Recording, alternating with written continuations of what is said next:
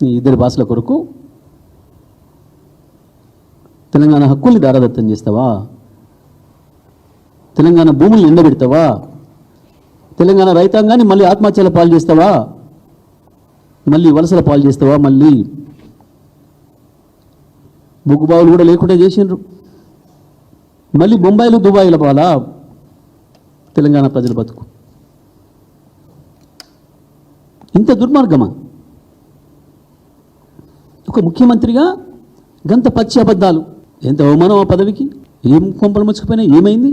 ఎందుకంత భయపడుతున్నావు? పోతే పోతుంది పదవి. జైలు పోతున్న భయం ఉందా? దేని కొరకు భయపడుతున్నావు? నీ ఒక్కడి కొరకు, నీ కుటుంబం కొరకు కోట్లాది మంది ప్రజల్ని బలిపెడతావా?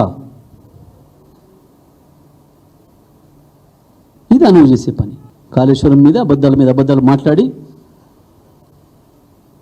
కాళేశ్వరాన్ని ప్రారంభించకుండా చంద్రబాబు చెప్పిన డైరెక్షన్లో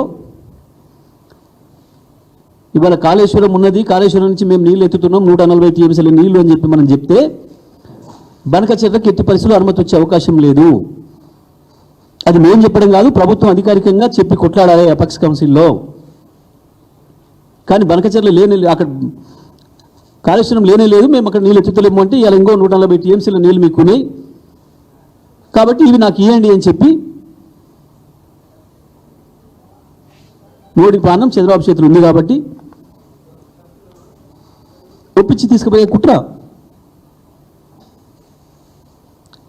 కాళేశ్వరాన్ని బండబెడుతుంది. అందుకే ఆనాడు కొద్ది రోజులు రాజకీయాల కొరకు చేసిండ్రు, అది కాస్త ఇవ్వాలని మెడకు చుట్టుకుంది.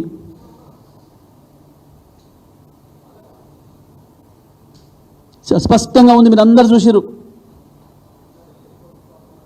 కన్నెపల్లి పంప్ హౌస్ వద్ద ఇప్పుడు నీళ్ళు ఇట్లా లేపితే బటన్ నొక్కితే రావడానికి సిద్ధంగా ఉన్నాయి. అన్నారం మంచిగానే ఉంది, సుందిల మంచిగానే ఉంది,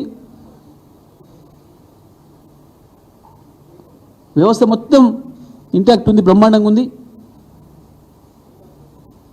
ఉన్నా ఎత్తుతలేరు. మేడిగడ్డ బ్యారేజ్ సంబంధం లేకుండానే కాళేశ్వరం నీళ్ళు వచ్చే అవకాశం ఉంది,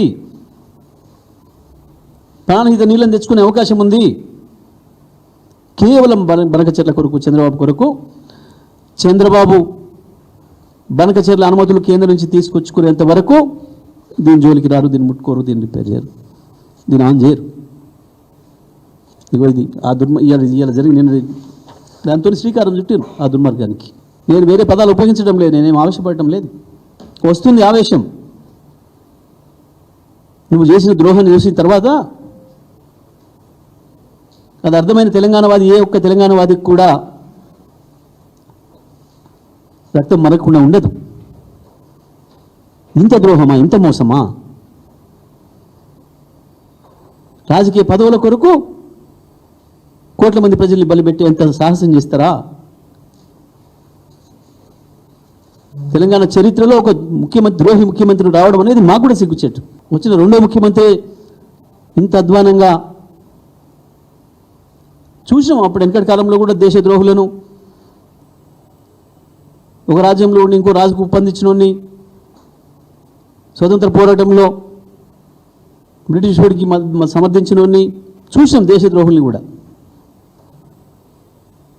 కానీ వాళ్ళు వ్యక్తులుగా ఉన్నారు. కానీ ఇవాళ నువ్వు 4 కోట్ల మంది ప్రజలు వాళ్ళ భవిష్యత్తుని నీ చేతిలో పెడితే నీ రాజకీయ స్వార్థం కొరకు ఇవాళ మొత్తం గోదావరిని తాకట్టు పెట్టొచ్చి, గోదావరిని అప్పజెప్పొచ్చి, అబద్ధాలు చెప్పి ఈ రకంగా మోసం చేయడం ఏదైతే ఉందో, నేటి ముఖ్యమంత్రి వైఖరిని మేము తీవ్రంగా ఖండిస్తున్నాం. ఇప్పటికైనా తెలంగాణ ప్రజల ముందట నిజం ఒప్పుకోవాలి, క్షమాపణలు చెప్పాలి. ఏమాత్రం నైతికత ఉన్నాను వెంటనే రాజీనామా చేయాలి ముఖ్యమంత్రి పదవికి.